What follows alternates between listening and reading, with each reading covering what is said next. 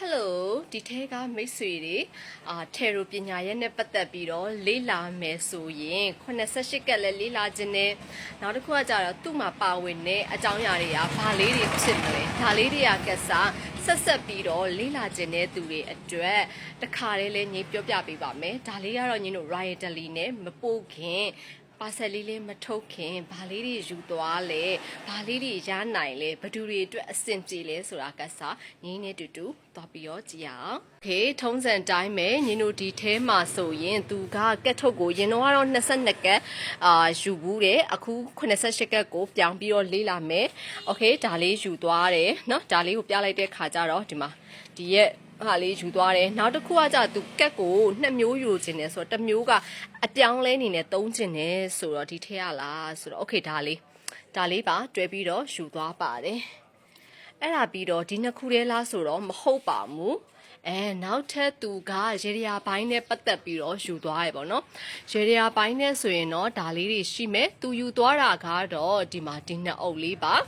ပေါ်ပပလေးနဲ့သူလေးလာခြင်းနဲ့ဆိုတော့ရေဒီယာနဲ့မန်တန်လေးကိုယူသွားတယ်ဒါနေမဲလားဆိုတော့မဟုတ်သေးဘူးဒီမှာသူကခင်းဖို့အခင်းလေးပါထပ်ပြီးတော့လိုချင်နေဆိုတော့ဒီမှာခင်းဖို့အခင်းလေးတွေကညီတို့အယောင်ကာလာက3ရောင်ရှိပါတယ်ဒါပေမဲ့ဈေးနှုန်းတူတာကတော့ဒီအယောင်2ရောင်ပေါ့နော်ဒါလေးက luxury ဆန်ဆန်နဲ့သုံးကျင်တဲ့သူတွေအတွက်အထူးကိုကောင်းပါတယ်အပြင်ကိုသွားတဲ့ခါမှာကိုယ့်ရဲ့ဒီလွယ်ဟာဒါတအားကြီးဝင်မပို့ပေါ့နော်ပေါ့ပါလေးနဲ့သုံးလို့ရမယ်အမွေးပွား luxury အမွေးပွားလေးပဲဖြစ်ပါတယ်ဒီမှာဆိုရင်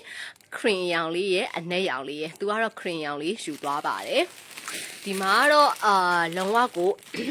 element ပေါ့နော်မြေကြီးရဲ့အရောင်အညိုရောင်လေးရှိပါမယ်ဒါလေးကတော့ငင်းအနေနဲ့ဆိုရင်တော့ကိုယ့်ရဲ့ရုံခန်းမှာထားရင်တော့ပိုးစင်ပြေဒါလေးနည်းနည်းလေး size လေးနည်းနည်းကြီးတယ်ဈေးနှုန်းတူတာတော့ဒီအဖြူဟွာလေး cream ရောင်လေးနဲ့အနက်ရောင်လေးကတူပါမယ် okay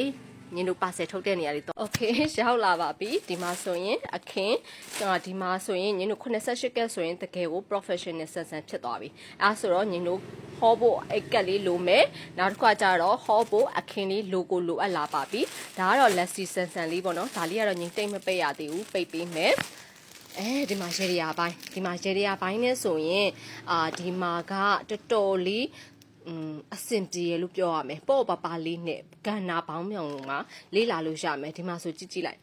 အိမ်အမြန်ရောင်းတာတွေရောပါတယ်နော်โอเคဒါလေးရဲ့တဆုံတစည်းတဲ့လူကျင်နဲ့ရဟကျင်နဲ့ဆိုရင်တော့ Viber ဖုန်းနံပါတ်0925455456